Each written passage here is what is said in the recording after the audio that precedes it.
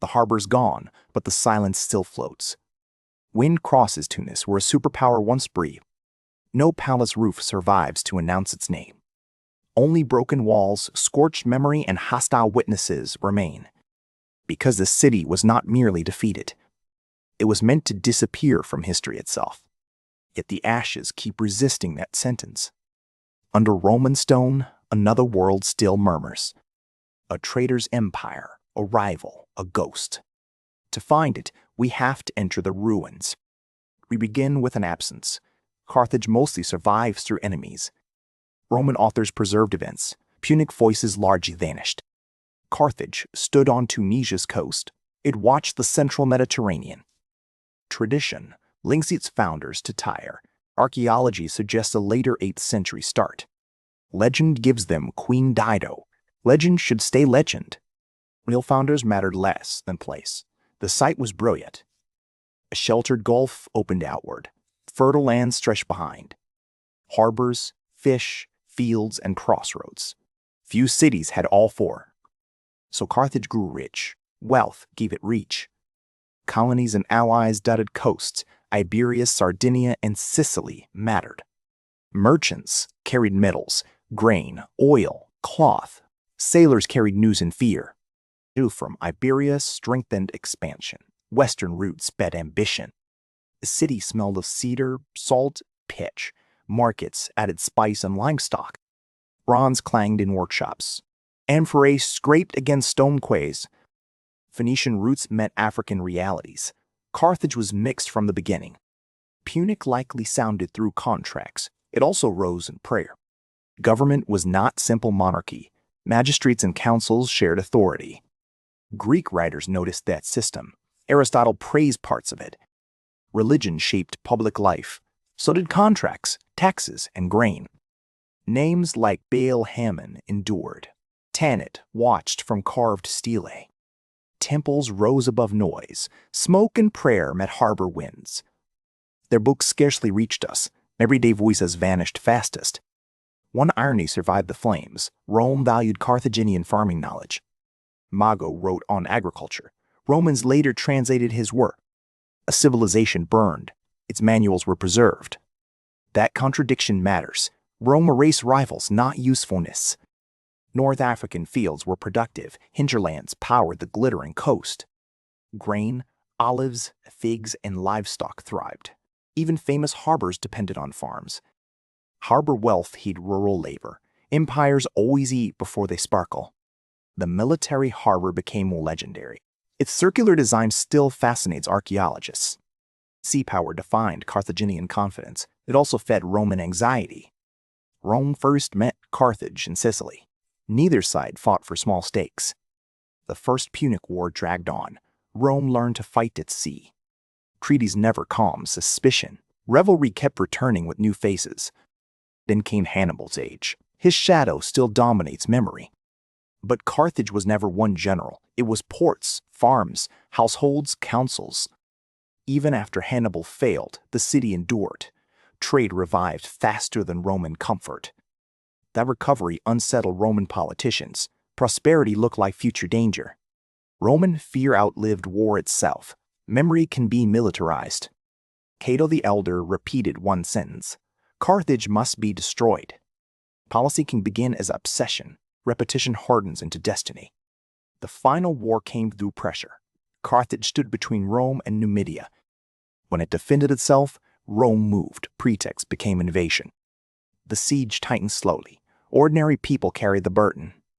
Weapons were forged urgently. Timber, rope, and metal vanished into defense. Ancient sources described furious labor. A cornered city can move mountains. Women, men, and children worked. Survival became everyone's profession. Hunger entered the story early. Smoke followed soon after. Streets narrowed into barricades. Homes became fortresses. Then the walls broke. The end arrived, room by room. We should not romanticize destruction. Bravery and catastrophe can share a street. The citadel on Bursa held longest. After that, the city was lost. Fire consumed what defeat spared. Libraries, records, and memory suffered together. Many inhabitants were enslaved. A world of names was severed. Would you last one day there? Tell me below. Or would the smoke send you running? I want to know. Because that is the question. How ordinary can courage become? After 146 BCE, forgetting deepened. Ruin alone was not enough. Rome razed the city, then Rome rebuilt over it. New streets crossed old ones. Roman Carthage overshadowed Punic Carthage. Later visitors saw columns and baths. They missed the buried city beneath. That is why archaeology matters. It peels back imperial handwriting. Excavators found houses, walls, cisterns. Small things changed the story. Soil corrected legend. Bursa did not yield a fairy tale. Pottery tells routines. Fish bones reveal diets. Harbor remains sketch motion. Inscriptions preserve stubborn names. Even broken letters matter. Silence has texture. Archaeology also disciplines imagination. Some questions still resist certainty. The Tophet is one example. Scholars still debate its meaning. Older readings stress sacrifice. Newer work demands more caution. Honest history can frustrate desire. The past does not always confess. Still, texture survives. Courtyard homes opened around light and water. Storage jars lined walls. Rain had to be captured carefully. Summer heat shaped architecture. Shade became daily luxury.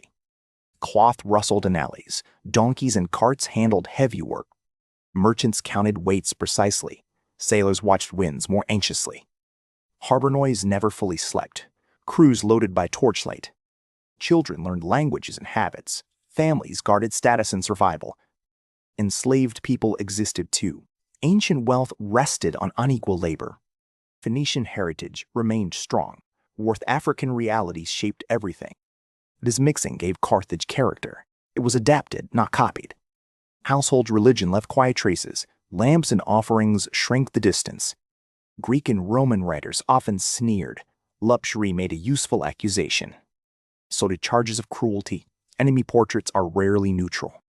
Carthage became Rome's warning label. Ambition needed a villain.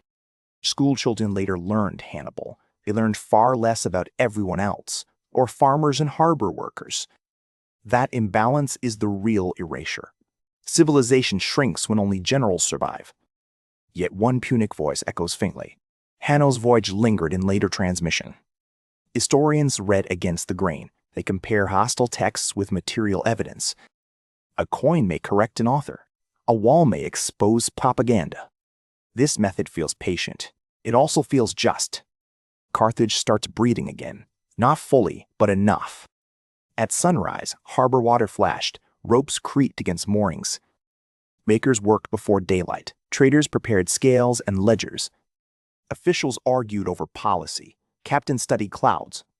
That is civilization in truth. Not only battles, but repetition. Music likely drifted from courtyards. Dogs and voices answered it. The lost world becomes relatable there. Just like us, they kept tomorrow in mind. A ratio does not hide abstractions. It hides breakfasts, bargains, worries, marriages. It hides the ordinary majority. That is the deepest theft. Time nearly finished Rome's work, but time is not unbeatable. Today, Carthage still overlooks the Gulf. Modern neighborhoods press against antiquity. UNESCO protects the site. Preservation now fights different pressures. Modern visitors meet fragments. Ancient scale must be imagined. Walk there, and layers collide. Punic, Roman, Christian, modern. Every stone asks a question. Which city are you seeing? The answer is usually plural. Great places are never single-lived. Yet the deepest ghost remains Punic. It is the hardest layer to hear. Because it speaks to absence. Burned archives leave long shadows. No grand Carthaginian chronicle survived. No native historian guides us cleanly. So we learn humbly. Certain must earn its place. A forgotten civilization deserves honesty, not convenient myths. That includes famous legends. Rome probably did not salt the earth. Some stories flatter drama. Real destruction needs no decoration. The city burned. Its people were uprooted. Its memory was managed by others. That is tragedy enough. Yet Carthage kept influencing Mediterranean landscapes. Remember old logic. Even the conqueror borrowed. Geography outlived hatred. Erasure is never complete. Something always slips through. A name, a wall, a harbor curve. Ruins can embarrass propaganda. Carthage proves memory is political. It is also fragile. Some voices were protected, others were burned. Our task is not balance, it is noticing absence. Silence can be evidence. Shards keep arguing. States still choose monuments. They still decide what deserves mourning. So this ancient story stays current. Power always edits. But buried worlds resist editing. A harbor basin remains. A scholar questions an assumption. The ghost sharpens. Slowly, the villain becomes human. The enemy becomes a people. Once that happens, history changes. Not the facts, but the frame. Carthage stops being Rome's shadow. It becomes itself again, partially. We cannot restore lost libraries. We can refuse caricature. We cannot hear every lost voice. We can make room. Civilization is perishable, memory even more so. So when you picture Carthage, do not begin with flames. Begin with shipyards and orchards. Begin with merchants, prayers, and evening lamps. Then let the fire arrive. History is crueler when life feels real. Tell me which lost civilization still haunts you. I read every comment. Subscribe and ring the bell. Come with me for more journeys into the past. Because empires can burn a city, they cannot fully silence its echo.